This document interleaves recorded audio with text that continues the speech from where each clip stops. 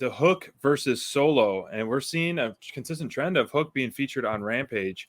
Is this going to be the night of Hook, Friday nights of the Hook? And so I really like this, and even the announcers were saying, the great commentary team were saying how, like, you know, Solo is such an in-ring general, and so his experience, it could be one of his best tests yet. But Hook, another dominant performance as well. I mean, the guy just carries himself so well. The swagger, the bedhead, the music, chopping the gum with the chain. And, you know, Solo, I think, was a good pairing for him. You know, he's had so many different, you know, matches in his 3 matches. You know, they're all 3 different. And who's he going to face next? But it's just naturally going to happen where Team Taz is going to be forced to turn babyface, and I think that works. You don't change much at all. No, you're just going to get the natural crowd transition, because you have Ricky Starks, which we'll talk about later, who's just full of charisma. He doesn't have to change anything other than his insults to the crowd. Powerhouse Hobbs, keep that snarl, badass, tough, big attitude. Doesn't matter. Team Taz, you know, leading the stick, doesn't matter. Just backing everything up that he talks. And then Hook, who's clearly, like I said, over with the crowd so much, and just continue his dominance. But the thought that of having a Factory and Team Taz feud is very, very, very interesting, and something we would really love to see. The pairings between both teams, and, you know, mix up any people. And we saw a little taste of that with QT Marshall getting in the face of Hook's after the match. And it makes total sense. The commentator team and Taz was talking about the training and all that, and then QT and Solo's promo ahead of this. Man, please give us more of that. Factory versus Team Taz, transition Taz to Team Babyface. That's great. That'll work. And continue to give a fully healthy formed Factory a push. Yeah. I mean, for me, man, you know, typically, like, as the team heel, and I want to fight you and say you can't have Team Taz, but I can't argue on this one, man. It makes a lot of sense. They could use a fresh change. Yeah, they could. And they're getting it with Hook. Exactly. I mean, the superstardom that Hook has in front of him, it feels like he's already broken through with the AEW fan base. Fast. This kid is so popular on social. The crowd loves this kid. And he carries himself like with that swagger, like you talked about, chomping on the gun, just on the gum, just kind of like that mean mugging. He's got the swagger to him, like of a guy who's well established. You're right. But it kind of could work as a baby face. Hobbs, we've talked about. The fans are ready for a Powerhouse Hobbs push. Starks has the charisma for days, brother. So I love your idea. I love this was something that came to me, honestly, watching this. I'm like, man, there's so much potential for a Team Taz and the Factory feud when you start to look at the way these two groups are structured. You know, QT and Taz on the mic just spitting fire at each other. Yes, that would be great. I think Anthony Ogogo and Ricky Starks in the ring together, just absolute star power and potential through the roof on both guys. Hobbs versus, you know, Nick Camarado. I mean, I love just the way these two teams mirror each other. Really? And I think Solo did a nice job against Hook in this match. Agree. I think, you know, obviously Aaron came in with a losing record, and everybody under the sun knew that, you know, Hook's momentum is not getting stopped anytime soon. Not many people in AEW have the momentum he has right now. Agreed. Period. Even the ones that hold gold. You're absolutely right. I mean, his star is just his stock is going through the roof, brother. But Solo had a nice showing, and Agreed. I thought that the match worked really well. There was actually a point in this one where, like, the commentator team said, "Man, this is the most trouble we've seen Hook in." Right.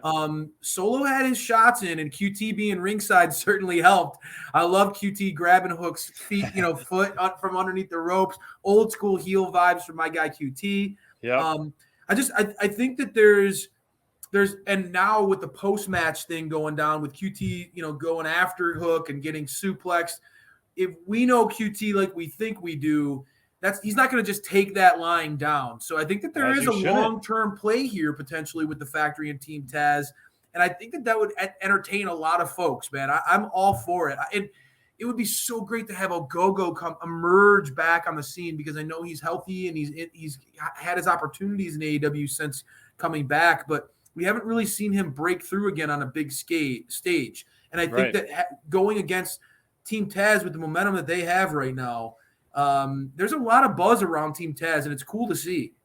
I think for a win-win for both teams, it would be pretty cool to have, let's say, obviously like Hook beating Solo could beat QT Marshall, even go against the Freak Beast, and then trading matches back and forth with Powerhouse Hobbs. But ultimately, I think it would be pretty cool story to push someone like a Go-Go where he Yeah. takes out Ricky and takes the belt from Team Taz. So Wow, that that would be way, sick. that's the ultimate redemption. So you have Team Taz dominating the factory for a while, keeping Hook stock and Powerhouse Hobbs stock high, and then ultimately you keep a Go-Go stock high by taking that belt.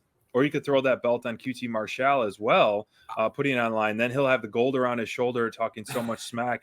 I mean, I think that would be a win-win for both teams. And I think Yeah. Team Taz needs some kind of direction like that because once they finish this Dante Martin storyline, I think it's kind of run its course a little bit unless they have some kind of swerves ahead of us. But I think it makes much more sense to do a stable feud with them because they've kind of been off and on a little too much, and they're too talented to be off and on. They need to be featured.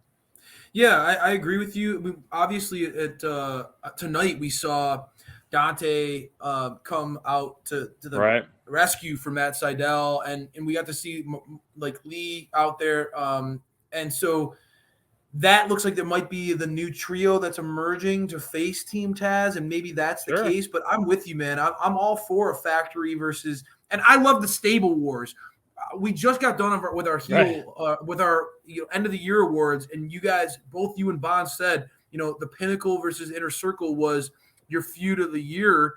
And I understand why. I love those faction wars, man. I love when we get those like groups just going at each other. There's so much, like we talked about, so many more layers that you can get in a feud.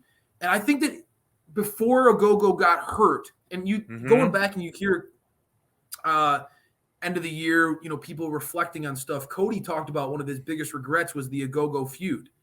Right. I think that like Cody made it clear, like, man, a Go-Go's star was on the rise, and it felt tone deaf by Cody to do to a Go-Go what he did, and I had to know somewhere Bonds was smiling because at the time we all agreed, like, man, it felt like a Go-Go was one of these guys who, if AEW pushed the chips in, it could have been a big deal, but Cody brought out the golden shovel. I would love a Go-Go to rise from the ashes after his injury and get back on track because I do think that guy has a lot of star power. I think he has a lot of potential, and he's one Sky's of the limit with him, man. He's the type of guy too who's international, who could be an international draw. There's been rumors of AEW wanting to travel more. Obviously, they're going to start going to the West Coast of the States. I just think a Go-Go is one of those guys who can transcend, and we saw he was one of the guys who really started the Cody turn.